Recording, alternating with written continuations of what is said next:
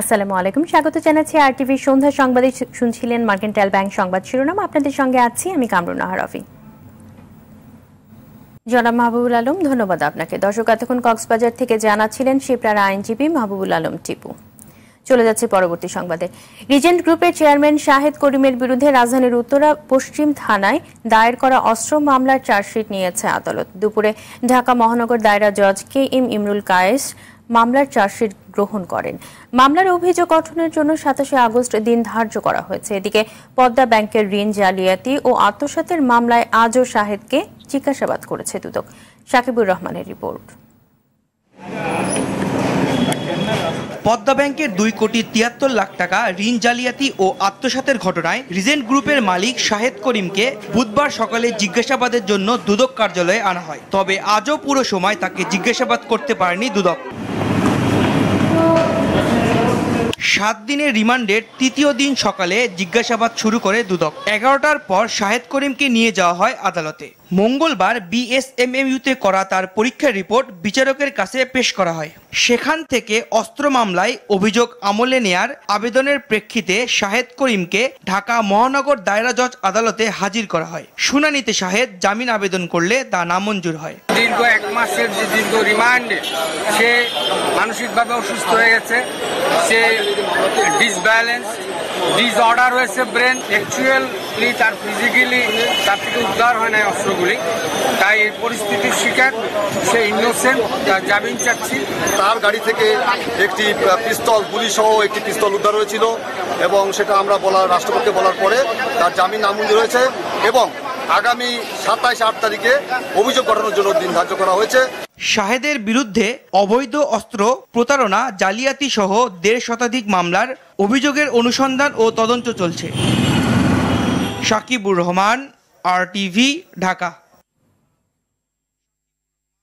চলতি বর্ষপঞ্জির পরবর্তী অবকাশকালীন সব ছুটি বাতিল করেছে সুপ্রিম কোর্ট। মঙ্গলবারের এক বিজ্ঞপ্তিতে এই সিদ্ধান্তের কথা জানায় সুপ্রিম কোর্ট প্রশাসন। হাইকোর্টের ডেপুটি রেজিস্ট্রার মোহাম্মদ আখতারুজ্জামান ভূঁইয়া স্বাক্ষরিত বিজ্ঞপ্তিতে বলা হয়, 6 আগস্ট ভিডিও কনফারেন্সের মাধ্যমে উভয় বিভাগের বিচারপতিদের অংশগ্রহণে ফুল কোর্ট সভা অনুষ্ঠিত হয়। সেই সভায় সিদ্ধান্ত নেওয়া হয় ওই দিনের পর থেকে চলতি বর্ষপঞ্জির সব অবকাশকালীন ছুটি বাতিল করা হবে। করোনার কারণে দীর্ঘ প্রায় 5 মাস সীমিত আকারে ভার্চুয়াল কোর্ট পরিচালনা করে সর্বোচ্চ আদালত। উল্লেখ্য, ডিসেম্বর পর্যন্ত অবকাশকালীন ছুটি রয়েছে 46 দিন।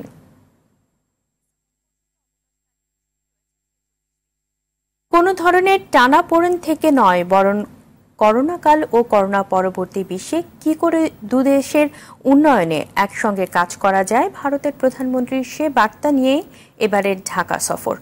দুপুরে রাজধানীর হোটেল সোনারগাঁওয়ে বাংলাদেশ ভারত পররাষ্ট্র সচিব পর্যায়ের বৈঠক শেষে একথা জানালেন ভারতের পররাষ্ট্র সচিব হর্ষবর্ধন শ্রীংলা। পররাষ্ট্র সচিব মাসুদ বিন মোমেন জানান, করোনাকালে ভারতের বিশেষ ভিসা প্রস্তাবের পাশাপাশি অক্সফোর্ডের কোভিড-19 টিকা বিক্রিতে বাংলাদেশকে অগ্রাধিকার দেওয়ার কথা জানিয়েছে ভারত। বৈঠকে সীমান্ত হত্যা নিয়ে বাংলাদেশের উদ্বেগ ফের ভারতের কাছে তুলে ধরা হয়। মারুফ রেজার রিপোর্ট। ভারত, বাংলাদেশ, চীন ত্রিদেশীয় সম্পর্ককে ঘিরে গণমাধ্যমে সাম্প্রতিক সময়ে উঠে আসা নানা খবরাখবরের মধ্যে ভারতের পররাষ্ট্র সচিবের আকস্মিক ঢাকা সফর জন্ম দেয় নানা প্রশ্নের। সে প্রশ্নের অনেকটা খোলাসা হয় দুই দেশের পররাষ্ট্র সচিব পর্যায়ের বৈঠক শেষে। দুদিনের ঢাকা সফরের শেষ দিন সংশ্লিষ্ট প্রতিনিধিদের নিয়ে বৈঠক করেন বাংলাদেশের পররাষ্ট্র সচিব মাসুদ বিন মোমেন ও ভারতের পররাষ্ট্র সচিব হর্ষবর্ধন শ্রীংলা। ঘণ্টাখানেকের বেশি সময় ধরে বৈঠক শেষে গণমাধ্যমের সঙ্গে কথা বলেন মাসুদ বিন মোমেন। বলেন, অক্সফোর্ডের কোভিড ভ্যাকসিন যেটা ভারতে তৈরি হবে সেটা পাওয়ার ক্ষেত্রে অগ্রাধিকার পাবে বাংলাদেশ। কোভিড পরিস্থিতিতে এবং কোভিড পরবর্তী যে ইকোনমিক রিকভারি যে সিচুয়েশন আছে সেখানে দুই দেশের সম্পর্ককে কিভাবে আরও এগিয়ে নেওয়া যায় সেই ব্যাপারে আমরা বিশদ আলোচনা করেছি। কোভিড নিয়ন্ত্রণে ভারতের যে প্রচেষ্টা চলছে প্রথম দিকেই আমাদের জন্য সেটা অ্যাভেলেবল করা হবে। তিনি জানান, দুই দেশের অর্থনৈতিক সহযোগিতার সঙ্গে কথা হয়েছে ভারতের বিশেষ ভিসা নিয়ে। এছাড়াও আলোচনা হয়েছে দুই দেশের সীমান্ত হত্যা বন্ধ করার প্রসঙ্গেও। দুই দেশের মধ্যে একটা এয়ার বাবল যেটা বলা হচ্ছে সেইটা আমরা গতকালই আমরা প্রস্তাবটা পেয়েছি এবং তারা ইতিমধ্যে বাইরের কয়েকটি দেশের সাথে করেছে এবং আমাদের এই প্রতিবেশী দেশগুলোর সাথে তারা প্রস্তাব দিয়েছে। বর্ডার কিলিংস একটা সমস্যা, তো সেই ব্যাপারেও আমি তার দৃষ্টি আকর্ষণ করেছি এবং আগামী মাসে আমরা চেষ্টা করব যে বিজিবি এবং বিএসএফ এর ডিজি লেভেলের মিটিং এবং সেই মিটিংয়ের আগে উনি প্রয়োজনীয় নির্দেশনা দিবেন। এরপর কথা বলেন ভারতের পররাষ্ট্র সচিব, জানান বাংলাদেশ ও ভারতের সম্পর্কে কোনো অবনতি হয়নি, বরং দুই দেশের বন্ধুত্বপূর্ণ সম্পর্ক কিভাবে আরো দৃঢ় করা যায় তা নিয়ে আলাপ হয়েছে। The reason why I came is that our Prime Minister felt that during COVID times there's been not much contact, but the relationship must continue. We must continue to move forward. গেল 6 মাসে ভারতের পররাষ্ট্র সচিবের এটি দ্বিতীয় ঢাকা সফর। মারফরেজা, RTV, Dhaka. COVID-19 vaccine সহ corona পরিস্থিতি নিয়ে আলোচনার জন্য ভারতের পররাষ্ট্র সচিব হর্ষবর্ধন শ্রীংলা বাংলাদেশে এসেছেন বলে জানিয়েছেন পররাষ্ট্রমন্ত্রী ডক্টর একে আব্দুল মোমেন। সকালে সিলেট জেলা প্রশাসক কার্যালয়ের সামনে বঙ্গবন্ধু শেখ মুজিবুর রহমানের স্থায়ী প্রতিকৃতি উদ্বোধনকালে পররাষ্ট্রমন্ত্রী এসব কথা বলেন। পরে বঙ্গবন্ধুর প্রতিকৃতিতে শ্রদ্ধা নিবেদন করেন পররাষ্ট্রমন্ত্রী। এ সময় 15 আগস্টের শহীদদের রুহের মাগফিরাত কামনায় মোনাজাত করা হয়।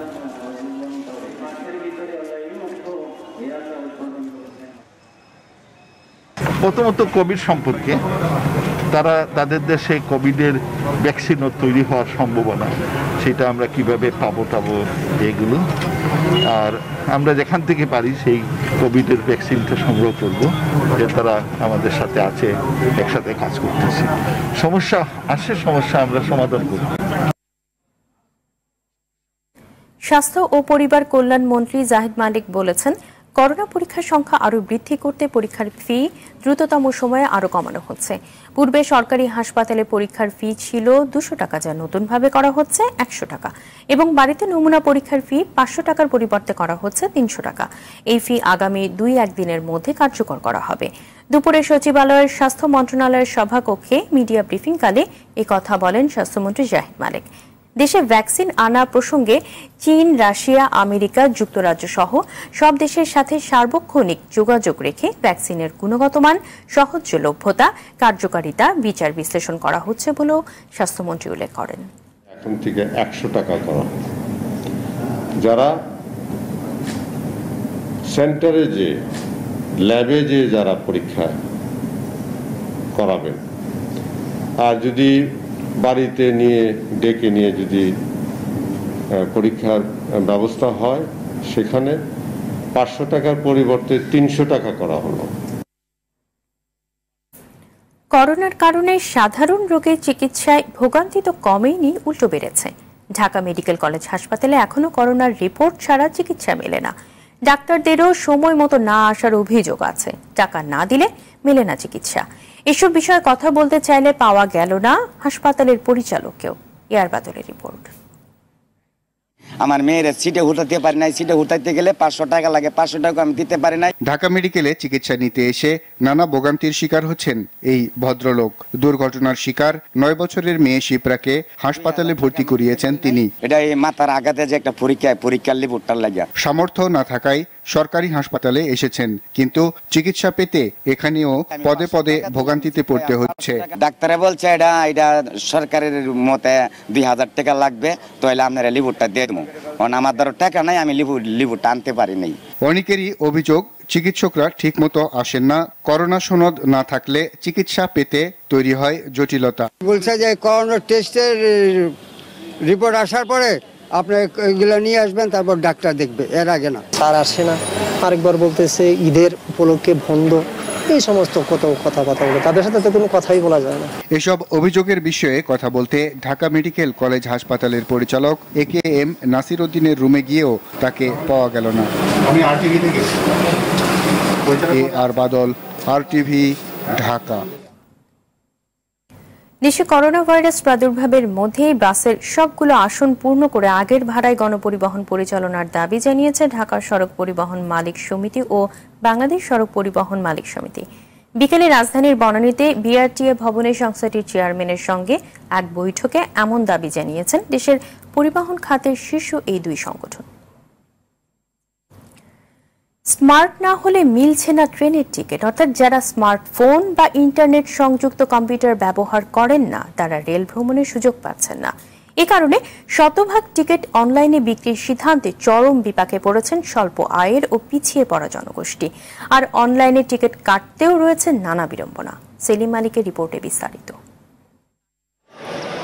রাজধানীর কমলাপুর রেল স্টেশন থেকে রাজশাহী যাবেন ক্ষুদ্র ব্যবসায়ী আয়ুব আলী। একটি টিকিটের জন্য কাউন্টার থেকে কাউন্টারে ছুটলেও তার নাগাল পাননি। তার স্মার্টফোন নেই, জানেন না অনলাইনে টিকিট কাটার উপায়। আমরা তো অনলাইনের ব্যাপারটা পারদর্শী না, লাইন ধরে টিকিট কাটতাম, দেরি হইলে আমরা টিকিট একটা পাইতাম। টাচ মোবাইল নাই, এখন টিকিটটা মানে সমস্যা। কলেজের বই কিনতে বগুড়া থেকে ঢাকায় এসেছিলেন এই দুই বন্ধু। দ্রুত নিরাপদে বাড়ি ফিরতে ট্রেন ভ্রমণকে বেছে নিলেও টিকিট কাটতে গিয়ে পড়েছেন বিড়ম্বনায়। শত চেষ্টায়ও অনলাইনে টিকিট কাটতে পারছেন না। সকালে দেখা যায় 22টা সিট আছে, একটু আগে দেখা যায় 15টা সিট আছে, কিন্তু তারপর অনলাইনে ঢুকতে পারতেছি না। এখন কাউন্টারে আসলাম, কাউন্টার বলতেছে ভাই এখানে এভাবে সিট মানে কাউন্টার থেকে সিট দেওয়া হয় না। ভোটার আইডি কার্ড চাই, আবার বার্থ সার্টিফিকেটের নাম্বার লাগবে, এইসব তো আমরা নিয়ে আসি না। এই দুই বোনের ভোগান্তি তো ঠেকেছে চরমে। সাথে জাতীয় পরিচয়পত্র না থাকায় টিকিট কেটেছিলেন অভিভাবকের পরিচয়ে। এখন হাতে টিকিট থাকলেও যাত্রা তো দূরের কথা, প্ল্যাটফর্মে ঢুকতে পারছেন না। 3টা টিকিট কেটেছিলাম, কিন্তু আমাকে কালকে যখন আমি টিকিটটা নিতে আসি তখন আমাকে বলে যে যার এনআইডি থেকে কাটা হয়েছে শুধু সেই ট্রাভেল করতে পারবে। ওটা বলছে যে আইডি কার্ডের একটা ফটোকপি দিয়ে দিলেই হবে, এর জন্য আমরা কাটছি। এখন এসে বলতেছে যে হবে না, এনআইডি কার্ড দিয়ে টিকিট কাটা থাকবে, শুধুমাত্র সেই ঢুকতে পারবে, অন্য কেউ না। জাস্ট এই জন্য ওনাদের ঢুকতে দেওয়া হচ্ছে না। কমলাপুর রেল স্টেশন ম্যানেজার বললেন, করোনাকালে স্বাস্থ্যবিধি নিশ্চিত করতে শতভাগ টিকিট অনলাইনে দেওয়া হচ্ছে। যেহেতু অনলাইনের মাধ্যমে প্রথম চালু করেছি, অনলাইনের মাধ্যমে টিকিটগুলো আস্তে আস্তে অভ্যস্ত হয়ে গেলে আর এগুলো সমস্যার সমাধান হয়ে যাবে। এটা আসলে আমাদের ঊর্ধ্বতন কর্তৃপক্ষের সিদ্ধান্ত, ওনারা হয়তো পরিকল্পনা আছে অনলাইনে থাকবে শতভাগ টিকিট, না কিছু তৎকাল দেওয়া যায় কিনা। রেল গণমানুষের পরিবহন, তবে বর্তমান অবস্থায় স্মার্টফোন ও ইন্টারনেট সংযোগের বাইরে থাকা বিপুল জনগোষ্ঠীর জন্য রেল ভ্রমণের সুযোগ রাখা হয়নি। সেলিম মালিক, আরটিভি, ঢাকা। মির্জা ফখরুল ইসলাম আলমগীর ও রুহুল কবির রিজভী সহ বিএনপির সব বক্তব্য খুনি ও খুনের পক্ষে বলে মন্তব্য করেছেন আওয়ামী লীগের যুগ্ম সাধারণ সম্পাদক ও তথ্যমন্ত্রী ডক্টর হাসান মাহমুদ। তিনি বলেন, বঙ্গবন্ধুর হত্যাকাণ্ডে জিয়াউর রহমানের সম্পৃক্ততা যখন দিবালোকের মতো স্পষ্ট হয়ে গেছে তখন তারা আবোল তাবোল বকা শুরু করেছে। দুপুরে সচিবালয়ের তথ্য মন্ত্রণালয়ের সভাকক্ষে অভিনয় শিল্পী সংঘের সঙ্গে সভার শুরুতে সাংবাদিকদের এক প্রশ্নের জবাবে এসব কথা বলেন তথ্যমন্ত্রী। ডক্টর হাসান মাহমুদ বলেন, বিএনপির পুরো রাজনীতি হচ্ছে ষড়যন্ত্রের উপর ভিত্তি করে, আর মিথ্যার রাজনীতি ও ষড়যন্ত্রের রাজনীতি হচ্ছে বিএনপির রাজনীতির মূল প্রতিপাদ্য। ষড়যন্ত্রের রাজনীতি হচ্ছে বিএনপির রাজনীতির মূল প্রতিপাদ্য। তা আজকে যখন সবকিছু দিবালোকের মতো স্পষ্ট হয়ে গেছে, জিয়া রহমান বঙ্গবন্ধু হত্যাকাণ্ডের অন্যতম প্রধান কুশীলব, হত্যাকাণ্ডের সাথে ওতপ্রোতভাবে যুক্ত ছিল, এবং আরও প্রমাণ হচ্ছে জিয়া রহমান ক্ষমতায় আসার পর বঙ্গবন্ধু হত্যাকারীদের তিনি পুরস্কৃত করে বিদেশি মিশনে চাকরি দিয়েছিলেন। ভারতের পররাষ্ট্র সচিবের সঙ্গে কি আলোচনা হয়েছে জনগণকে সরকারের তা জানানো উচিত বলে মন্তব্য করেছেন নজরুল ইসলাম খান। দুপুরে জিয়াউর রহমানের কবর জিয়ারতের পর সাংবাদিকদের প্রশ্নের জবাবে বিএনপির স্থায়ী কমিটির সদস্য নজরুল ইসলাম খান এই মন্তব্য করেন। তিনি বলেন, পার্শ্ববর্তী দেশের পররাষ্ট্র সচিব আসতেই পারেন যে কোনো সময়, কিন্তু কি আলোচনা হয়েছে এই সম্পর্কে কেউ কিছুই জানে না। সরকারের দায়িত্ব তাদের সঙ্গে কি আলোচনা হলো এবং সরকারের অবস্থান কি ছিল সেটা জনগণকে জানানো।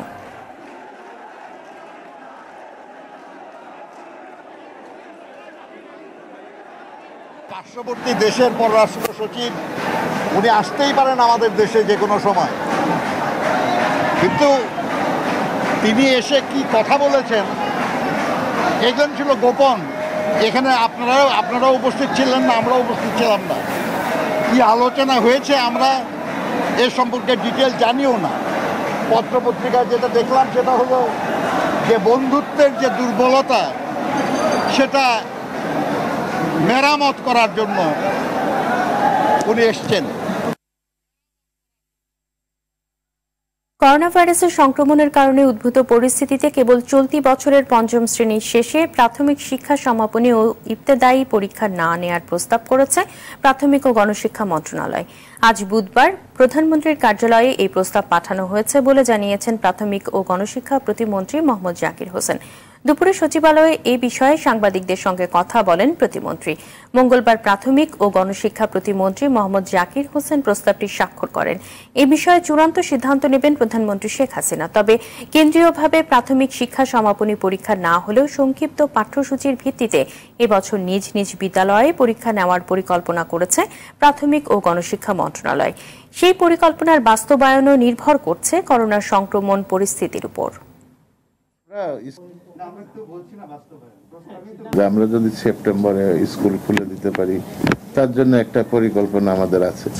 আমরা ধরেন অক্টোবরে যদি খুলি, তার জন্য একটা, আবার নভেম্বর ডিসেম্বরে যায় যদি আমাদের এই করোনার কারণে করতে হয়, স্কুল খুলতে হয়, তখন আমাদের কি পরিকল্পনা, এরকম ৩-৪টা পরিকল্পনা আমরা পাঠাইছি মাননীয় প্রধানমন্ত্রীর কাছে।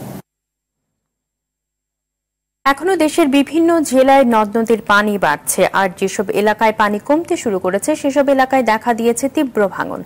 মাদারীপুরে আবারও পদ্মার গ্রাসে আরও একটি দোতলা স্কুল ভবন নদীতে বিলীন হয়ে গেছে। মঙ্গলবার রাতে শিবচরের কাজীসুরা ২৬ নম্বর সরকারি প্রাথমিক বিদ্যালয় ও সাইক্লোন সেন্টারটি নদীতে বিলীন হয়ে যায়। এছাড়াও ভাঙন ঝুঁকিতে আছে উপজেলার কমিউনিটি ক্লিনিক, বন্দরখোলা ইউনিয়ন পরিষদ সহ অনেক গুরুত্বপূর্ণ স্থাপনা। এদিকে টাঙ্গাইলে যমুনা সহ প্রধান প্রধান নদীর পানি বাড়ায় প্লাবিত হচ্ছে নতুন নতুন এলাকা। এতে আবারও পানিবন্দী হয়ে পড়েছে লোকজন। তৃতীয় দফার বন্যা শেষ হওয়ার পর ফসল ফলানোর যে স্বপ্ন কৃষকের মাঝে জেগেছিল তা আবারও নষ্ট করে দিয়েছে বন্যার পানি।